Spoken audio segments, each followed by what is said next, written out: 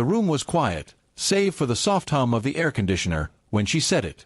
Her words hit like a sudden gust of wind, sharp and unexpected. "I slept with my ex last night," she confessed, her voice low, eyes fixed on the floor. I froze, my coffee mug halfway to my lips, the warmth of the ceramics suddenly feeling too hot against my fingers. The world seemed to tilt, and for a moment, I wasn't sure if I'd heard her right. But her silence confirmed it, heavy and suffocating, filling the space between us. I set the mug down slowly, my mind racing to process the betrayal. I didn't yell. I didn't cry. Instead, a strange calm settled over me, like the stillness before a storm. I looked at her, really looked at her, and saw the woman I'd built a life with, years of shared dreams, late-night talks, and promises now shattered. My heart ached, but my voice was steady when I spoke. "Great," I said, almost too casually, "here's your $94,000 bill for cheating." Her eyes snapped up, wide with confusion, searching my face for a hint of a joke. But I wasn't joking. Not entirely. The number wasn't random, it was the sum of every sacrifice, every compromise, every moment I'd poured into us.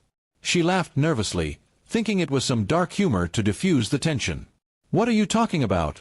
she asked, her voice trembling now. I leaned back in my chair, folding my arms. The bill wasn't literal, of course, but it was real to me. It was the cost of the house down payment I'd saved for us, the vacations we didn't take so we could build a future, the overtime hours I worked to make her smile. I started listing them, my voice cold but measured, each item a reminder of what I'd given up. Her face paled as the weight of my words sank in. She tried to explain, stumbling over her words, saying it was a mistake, a moment of weakness.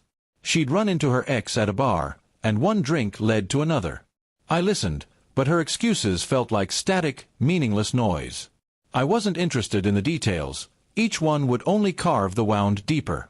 Instead, I thought about trust, how fragile it was, how we'd spent years building it only for her to tear it down in one night. I wondered if she'd ever truly valued it, or if I'd been blind to her restlessness all along. The conversation shifted to consequences. I didn't want revenge, but I needed clarity. I told her I needed time, space to think about what this meant for us. She nodded, tears streaming down her face, promising she'd do anything to fix it. But some things can't be fixed, not easily. I thought about the life we'd planned, kids, a home, growing old together, and wondered if it was all a mirage. The $94,000 wasn't about money, it was about the price of her choice, the debt she'd incurred in my heart. Days passed, and we moved through the house like ghosts, polite but distant. I started calculating what was next. Could I forgive her? Could I trust her again? I dove into work, letting spreadsheets and deadlines numb the pain.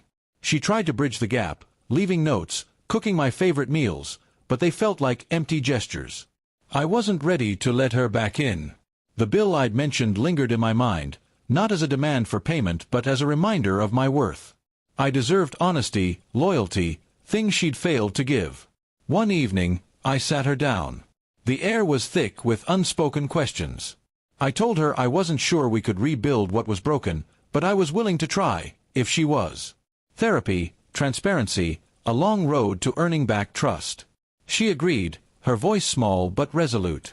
I didn't know if we'd make it, but I knew I couldn't let her mistake define me. The $94,000 bill was my way of reclaiming power, of saying I wasn't invisible, that my love had value.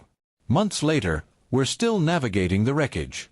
Some days are better, filled with tentative laughter and cautious hope. Others are heavy with doubt. The bill is unpaid, a metaphor for the work she still owes, to me, to us. I don't know if we'll ever fully recover, but I'm learning to value myself, to demand what I'm worth. And maybe, just maybe, that's the first step toward healing, or moving on.